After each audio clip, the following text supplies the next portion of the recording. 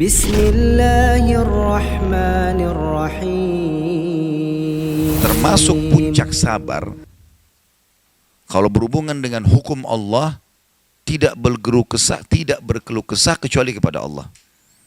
Itu puncak kesabaran. Puncak kesabaran dalam hubungan dengan Allah, misal Allah kasih penyakit, ya, berhubungan dengan Allah, tidak berkeluh kesah kecuali kepada Allah. Puncak kesabaran kalau cobaannya dari manusia, difitnah, digibah, diganggu, dibenci, tidak membalas keburukan mereka dengan keburukan. Itu puncak kesabaran. Sekali lagi, kalau berhubungan dengan haknya Allah, puncak kesabaran, artinya yang paling banyak pahalanya, tidak berkeluh kesah kecuali kepada Allah.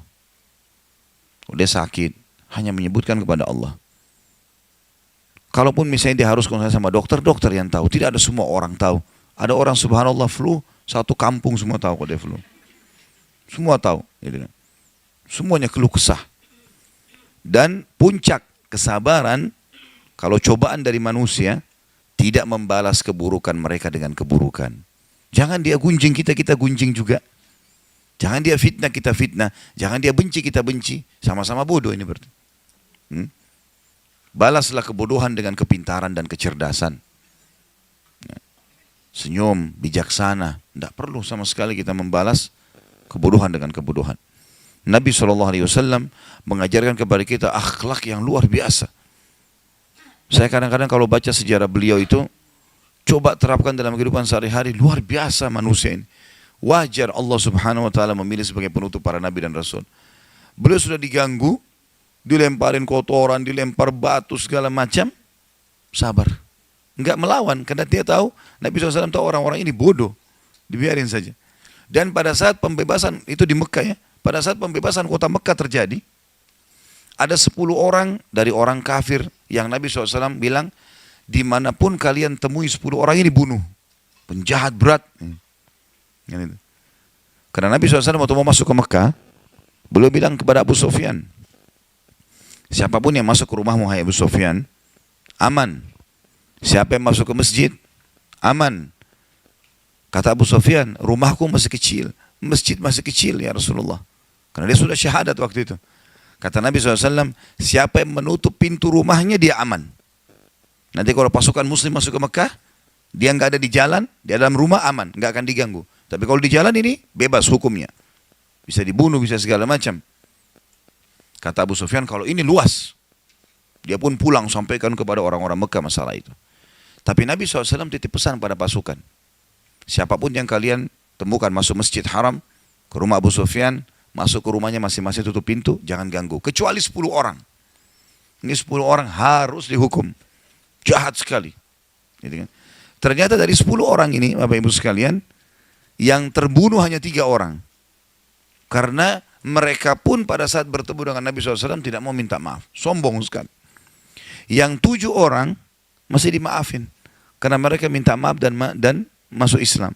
Termasuk adalah Wahsy yang membunuh paman Nabi SAW di perang Uhud, yang menombak Hamzah dan merobek dadanya sehingga mengeluarkan jantungnya, gitu kan. Itu pembebasan kota Mekah. Nabi bilang termasuk Wahsy, dimanapun kalian temui, walaupun dia bergantung pada kiswanya Ka'bah, bunuh. Tapi ternyata waktu Wahsy dengar itu, dia langsung segera datang kepada Nabi SAW minta maaf. Lalu kemudian dia syahadat. Nabi SAW terima. Bayangkan sakit hatinya Nabi SAW pada saat itu, pamannya dibunuh. Kata para sahabat, karena Hamzah ini paman Nabi yang sangat Nabi sayangi. Karena 2 orang pamannya yang sempat masuk Islam, Abbas dan Hamzah. Hamzah yang paling besar perannya. Karena masuk Islam dari awal fase Mekah. Abbas masuk Islam sebelum pembebasan kota Mekah. Di tahun 8 Hijriah. Kata para sahabat, kami tidak pernah melihat Nabi SAW menangis terisak-isak dibandingkan pada saat dia melihat jenazah pamannya Hamzah di Uhud. Luar biasa gitu. Karena sudah tidak dikenal, wajahnya, hidungnya dipotong, darah-darah. Semuanya dadanya dirobek, segala macam lah. Hal yang buruk sekali. Yang bunuh Wahsy. Tapi waktu Wahsy datang, maafkan saya Rasulullah, saya akan syahadat. Berat ini sebenarnya. Tapi Nabi SAW mengatakan, baiklah, syahadat, selesai. Ikrimah bin Abi Jahal, anaknya Abu Jahal, ikut sama ayahnya, suka perangi Islam, gitu kan. Tapi setelah pembebasan, Nabi juga bilang, Ikrimah bin Abi Jahal dimanapun kalian temui, bunuh dia. Dia dengar, istrinya Ummu Hakim masuk Islam duluan. Baru istrinya mengatakannya, Rasulullah, berikanlah keamanan kepada Ikrimah. Saya akan coba ajak dia masuk Islam. Kata Nabi SAW, silahkan. Padahal ini tadi orang musuh Islam, suka perangin Islam. Sampai waktu pembebasan kota Mekah pun, banyak orang masuk Islam. Ikrimah masih keluar dari kota Mekah, masih bentuk pasukan menyerang muslimin. Tapi subhanallah, hati Nabi SAW mulia. Memaafkan, didahulukan. Karena memang Islam menyuruh kita itu ya. Dan sudah pernah saya jelaskan, kalau orang pun menyakiti atau menyakiti kita, yang paling pertama perintah agama apa? Maafkan.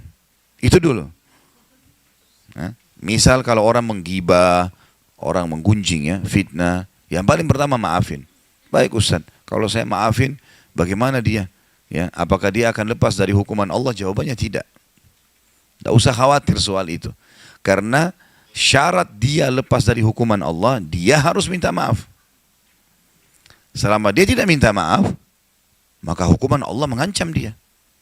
Kita disuruh begitu ada orang yang datang mengganggu kita, maafin duluan. Supaya kita dapat pahala. Hati kita jadi bersih. Begitu perintah Allah. Gitu kan. Sudah begitu perintah Allah. Begitu pula dengan pasangan hidup, Bapak Ibu sekalian. Orang mudah memaafkan memang. Gak usah dendam-dendaman. Ya. Jadi WA-WA yang sudah disimpan dari 5 tahun lalu, hapus. Hapus semua itu. Ya. Semua yang pernah disimpan berhubungan dengan suami, hapus. Jangan keluar dari majelis ini kecuali hapus ya. Ya mau hapus BBM atau WA-nya kepada suami yang buruk, saya kasih hadiah buku. Tidak usah ada pertanyaan. Supaya hatinya bersih. Allah bilang wal afina anin nas, dan orang yang suka memaafkan orang lain. Wallahu yuhibbul muhsinin. Allah suka dengan orang yang baik-baik. Jadilah orang baik, ya. Jadi puncak daripada pahala sabar kalau berhubungan dengan haknya Allah, kita tidak berkeluh kesah kecuali kepadanya. Dan puncak daripada pahala kalau seseorang lagi dicoba melalui manusia, maka tidak membalas keburukannya dengan keburukan. Justru sebaliknya memaafkan.